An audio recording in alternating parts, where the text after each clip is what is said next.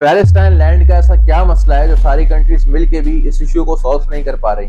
एक ऐसा शहर जिसे क्रिश्चियन, मुस्लिम और ज्यूज अपना बनाना चाहते हैं। 7 अक्टूबर का वाकया, क्या ये भी कोई सोची समझी चाल थी जिसे जवाब बना के आज इसराइल इतने जुल्म कर रहा है? और जब हमास ये जानता था कि इसराइल पलटकर वार जरूर करेगा, तो हमास ने इतना बड़ा अटैक किया कैसे?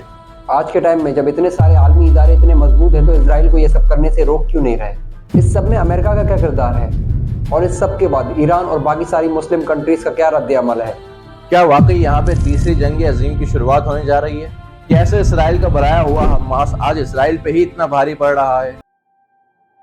जैसा कि इस वीडियो के पिछले पार्ट में आपने जाना कि जेरूसलम इतना अहम क्यों है सबके लिए, जेरूसलम की हिस्ट्री क्या है, और इसराइल से ज्यूज को क्यों निकाला गया, और ज्यूज ने ऐसा क्या किया था कि आज लोग नफरत की निगाह से देखते हैं उनको। आज की इस वीडियो में हम आपको इन्हीं सारे सवालों के जवाब देंगे और इसराइल पैलेस्टाइन की हालिया जंग की वजूहात भी जानेंगे डिटेल में। इस टॉपिक को बेहतर समझने के लिए वीडियो को एंड तक जरूर देखें। तो चलिए शुरू करते हैं।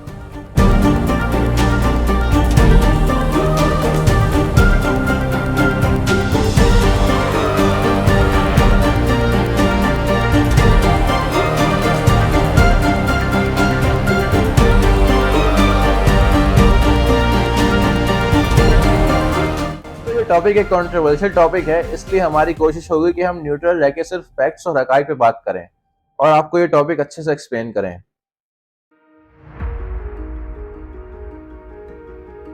साल 1947 यूनाइटेड नेशंस को जब ये मसला बताया गया तो यूनाइटेड नेशंस मसले का हल निकालता है कुछ इस तरह। यूएन इस मसले को लेकर 2 स्टेट सॉल्यूशन पेश करता है, जिसमें यह कि पैलेस्टाइन का एक हिस्सा ज्यूज को दिया जाए और दूसरा हिस्सा मुस्लिम्स को, और जो जेरूसलम है यूएन उसे अपने कंट्रोल में ले लेता है ताकि दोनों कम्युनिटीज बआसानी जेरूसलम आके अपनी बात कर सकें। जब ये पार्टीशन प्लान दिया गया तो उस वक्त फलस्तीन की आबादी में 6,30,000 ज्यूज थे और 1,43,000 क्रिश्चियंस, और इसके अलावा यहाँ पे मुस्लिम्स की आबादी 11,81,000 थी। देखा जाए तो यहाँ पे मुस्लिम पॉपुलेशन ज्यूज से डबल थी, लेकिन उसके बावजूद जब ये पार्टीशन प्लान दिया गया तो यूएन ने उस वक्त 55% जमीन ज्यूज को दी थी और 45% मुस्लिम्स को, जबकि जो जेरूसलम वाला एरिया था वो यूएन ने अपने पास रखा था। यूएन के जनरल असेंबली की वोटिंग में इस प्रपोजल के हक में 72% वोट आए, जिसके बाद ये फाइनल कर दिया गया कि 55% एरिया ज्यूइश को मिलेगा। देखा जाए तो यूएन ने आज तक इस बात की कोई क्लियर एक्सप्लेनेशन नहीं दी कि मुस्लिम्स की ज्यादा आबादी होने के बावजूद उन्हें कम जमीन क्यों दी गई। यूएन के इस फैसले को तमाम अरब कंट्रीज ने रिजेक्ट किया और पैलेस्टाइन में जियोनिस्ट और पैलेस्टीनियन आमने सामने आ गए और एक जंग छिड़ गई इन दोनों कम्युनिटीज के बीच। लेकिन जाहिर है इसराइल की मिलिट्री काफी स्ट्रॉन्ग थी, तो उन्होंने इजीली पैलेस्टीनियंस को शिकस्त दे दी। 14 मई 1948 को डेविड बिन गोरियन ने ऑफिशियली स्टेट ऑफ इसराइल के इंडिपेंडेंट होने का ऐलान कर दिया और वो खुद इसराइल के पहले प्राइम मिनिस्टर बन गए। अब फलस्तीन जो था उसकी कोई अपनी लीडरशिप नहीं थी और ना ही कोई मिलिट्री, जिसकी वजह से वो रिटेलिएट नहीं कर पा रहे थे। तो ऐसे में अरब कंट्रीज फलस्तीन की सपोर्ट में आती हैं, जिन्होंने पहले ही यूएन के 2 स्टेट सोल्यूशन के खिलाफ वोट दे रखा था। इसराइल के इंडिपेंडेंट अनाउंस करने के एक दिन बाद ही अरब मेंबरिंग कंट्रीज इसराइल पे अटैक करने का फैसला करती है। ये पहली अरब इसराइल वार थी जिसमें 5 कंट्रीज छोटे से इसराइल देश पर हमला करती हैं, जिसे बने हुए अभी एक ही दिन हुआ था। लेकिन इस जंग में इसराइल को वेस्टर्न कंट्रीज की सपोर्ट थी, जिसके बायस इसराइल उन 5 अरब कंट्रीज को अकेले ही शिकस्त दे देता है। अब यूएन ने तो 2 स्टेट सॉल्यूशन के बाद एरिया डिवाइड कर दिया था, लेकिन ये वार जीतने के साथ साथ इसराइल यूएन के दिए हुए एरिया से ज्यादा एरिया पे कब्जे कर लेता है। ये देखें, ये जो मैप है ये फर्स्ट अरब इसराइल वार से पहले का है। इस अरब इसराइल वॉर के बाद एक एग्रीमेंट होता है जिसे आर्मिस्टिस लाइन 1949 कहा जाता है। इस एग्रीमेंट में होता यह है कि जो यूएन ने एरिया डिवाइड किया था उसे इसराइल रिजेक्ट कर देता है, और जो जंग के बाद इसराइल ने एरिया कब्जा किया था वहां तक एक लाइन बना देता है जिसे ग्रीन लाइन कहा जाता है, और इसराइल की तरफ से कहा गया कि यूएन को छोड़ो, अब जो ये ग्रीन लाइन है ये फॉलो होगी जब तक इस मसले का कोई हल नहीं निकलता। इस मैप पे देखें, ये है वो ग्रीन लाइन वाला एरिया। ये जो वॉर के बाद मैप बना ये यूएन के डिवाइड किए गए मैप से बिल्कुल अलग बना। इसमें ये जो एरिया है जिसे आज के टाइम में गाजा स्ट्रिप कहा जाता है ये इजिप्ट के पास चला गया, और जो ये एरिया है जिसे आज के टाइम में वेस्ट बैंक कहा जाता है ये जॉर्डन के पास चला गया। जब ये सारी चीजें हुई तो उसमें पैलेस्टाइन जो था वो तो रहा ही नहीं और 11 लाख फलस्तीनी लोग जो थे वो रेफ्यूजीज बन के रह गए। इस चीज को फलस्तीनी लोग आज तक नहीं भूले।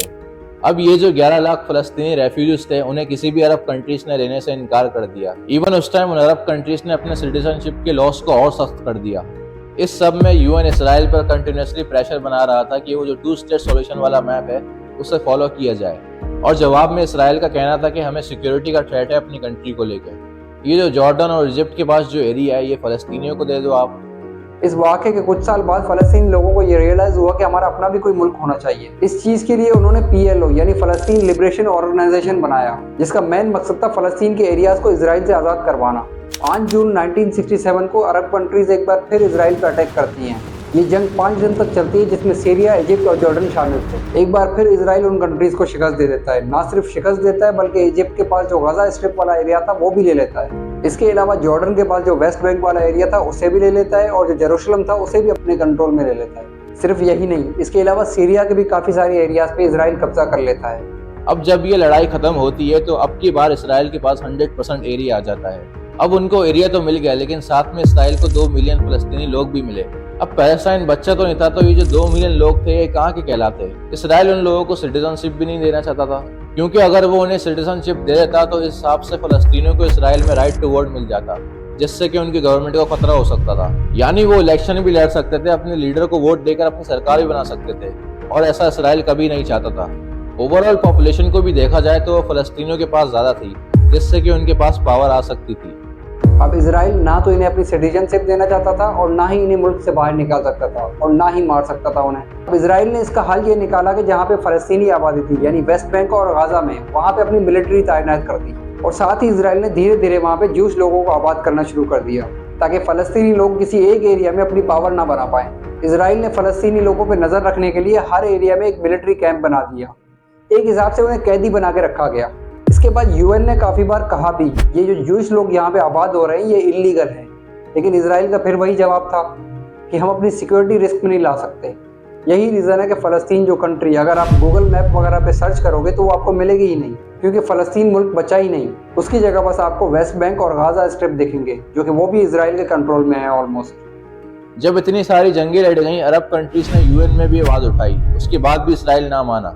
और अरब कंट्रीज जब इतनी जंगें कर करके थक गईं, तो इजिप्ट और जॉर्डन ने इसराइल से पीस एग्रीमेंट कर लिया। तो पीस एग्रीमेंट जब किया गया तो पैलेस्टाइन के जो लोग थे वो ये जान लेते हैं कि ये जो लड़ाई है अब हमें खुद ही लड़नी है। 1967 में वॉर के बाद और इन पीस एग्रीमेंट के बाद जो PLO थी वो दोबारा से एक्टिव हो जाती है। ये जो PLO थी, इसमें पैलेस्टाइन के अपने लीडर्स थे। इसी तरह जो गाजा स्ट्रिप था, वहाँ पे भी एक पार्टी बनाई गई यंग पैलेस्टीनियंस को इकट्ठा करके, जिसे फतह का नाम दिया गया। इस पार्टी को बनाने वाले यासिर अरफात थे। ये पार्टी उस वक्त इतनी स्ट्रॉन्ग नहीं थी, लिहाजा वो भी PLO से जुड़ गई। PLO में जितने भी ग्रुप शामिल थे, उनमें सबसे बड़ा ग्रुप फतह पार्टी का था। इसलिए फतह ग्रुप के जो लीडर थे यासिर अरफात, उन्हें PLO का चेयरमैन बनाया गया। अब ये जो PLO थी वो 2 तरीके से काम कर रही थी। एक तो उन्होंने अपना पॉलिटिकल विंग बनाया, और दूसरा उन्होंने एक अलग ग्रुप बनाया जो इजराइल की आर्म फोर्सेस से मुकाबला कर सके। अब इजराइल के अंदर बैठ के ये सब करना मुमकिन नहीं था, लिहाजा स्टार्टिंग में वो लोग बाहर से बैठ के ऑपरेट करने लगे। साल 1970 तक वो लोग जॉर्डन से बैठ के ऑपरेट करने लगे। उसके बाद जब जॉर्डन पे प्रेशर बढ़ा तो जॉर्डन ने इन लोगों को निकाल दिया। इसके बाद ये लोग लेबनान चले गए और लेबनान से ऑपरेट करने लगे। उसके बाद आ जाता है साल 1987, जब गाजा स्ट्रिप जो था वहाँ पे एक रेफ्यूजी कैंप था। वहाँ एक दिन एक इजरायली मिलिट्री का ट्रक जाके एक्सीडेंट कर देता है, जिसमें 10 के करीब जो रेफ्यूजीज थे वो मारे जाते हैं। अब इस एक्सीडेंट की खबर फैलते ही गाजा में हंगामा बर्पा हो जाता है। जो फलस्तीनी लोग थे उनका मानना था कि ये जो एक्सीडेंट था ये जानबूझ के किया गया है, जिस बात को लेकर फलस्तीनी लोग इसराइली लोगों पर अटैक करने लगते हैं। बात इस हद तक बढ़ जाती है कि जहाँ जहाँ इसराइल के मिलिट्री कैंप थे उनको जला दिया जाता है, जहाँ भी उनके मिलिट्री के लोग नजर आते हैं उन्हें मार दिया जाता।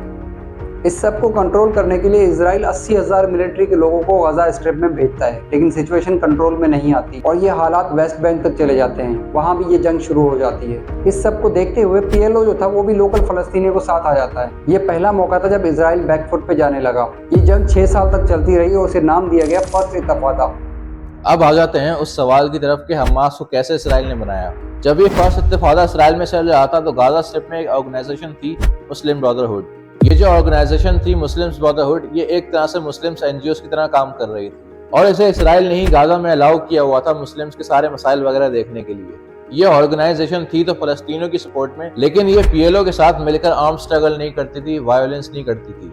इसलिए इसराइल की मिलिट्री और गवर्नमेंट इसको फंड वगैरह भी करती थी उन लोगों का ख्याल रखने के लिए जो गरीब थे, और इस वजह से गाजा स्ट्रिप में इनकी जो फॉलोइंग थी वो तेजी से बढ़ती जा रही थी। अब जब ये फर्स्ट इंतफादा हो रहा था और ये ट्रक वाला इंसिडेंट हुआ तो मुस्लिम ब्रदरहुड के लीडर्स ने एक मीटिंग बिठाई शेख अहमद यासीन के साथ। इस मीटिंग में उन लीडर्स का कहना था कि पूरे गाजा में लोग गुस्से में हैं और प्रोटेस्ट कर रहे हैं। ऐसे में अगर हमने उनका साथ नहीं दिया तो ये बहुत गलत होगा। लोग हमारे बारे में बुरा सोचेंगे, हमारे फॉलोअर्स भी जा सकते हैं, उनका सपोर्ट हमारी ऑर्गेनाइजेशन से खत्म हो जाएगा। अब मुस्लिम ब्रदरहुड के जो लीडर थे शेख अहमद यासीन, वो इस सब में इन्वॉल्व नहीं होना चाहते थे। उनका कहना था कि हमें किसी भी किस्म के वायलेंस में इन्वॉल्व नहीं होना। इस सब का नतीजा ये निकला कि उन्होंने मुस्लिम ब्रदरहुड की एक नई विंग बनाई जिसे नाम दिया गया हरकत अल-मक़वामा अल-इस्लामिया, जिसका शॉर्ट फॉर्म बनता है हम्मास। अब जब ये हम्मास बना तो इसने भी प्रोटेस्ट वगैरह स्टार्ट किए। उस टाइम पीएलओ इसराइल के लिए सबसे बड़ी टेंशन थी और दूसरी तरफ मुस्लिम ब्रदरहुड ऑर्गेनाइजेशन के फॉलोअर्स काफी तेजी से बढ़ रहे थे। तो इसराइल ने पीएलओ को वीक करने के लिए हम्मास को सपोर्ट करना शुरू कर दिया और फंड करने लगा हम्मास को कि वो पीएलओ को यासिर अराफात को काउंटर करें। इस चीज को बाद में इसराइल के अपने ऑफिशियल्स ने भी एक्सेप्ट किया कि हम्मास इसराइल की ही क्रिएशन है। दोस्तों, इससे आगे क्या हुआ, 7 अक्टूबर के वाकयात की असल कहानी क्या थी और हम्मास ने सब कुछ जानते हुए अटैक क्यों किया, ये सब जानेंगे इसराइल पैलेस्टाइन कॉन्फ्लिक्ट के अगले पार्ट में। तब तक के लिए हमारे चैनल को सब्सक्राइब कर दें और आने वाली वीडियोस की नोटिफिकेशन के लिए बेल आइकन को दबाना न भूलें। और अगर आपको ये वीडियो पसंद आया हो तो लाइक, शेयर और कमेंट करना ना भूलें। हम मिलेंगे आपसे एक अगली वीडियो में।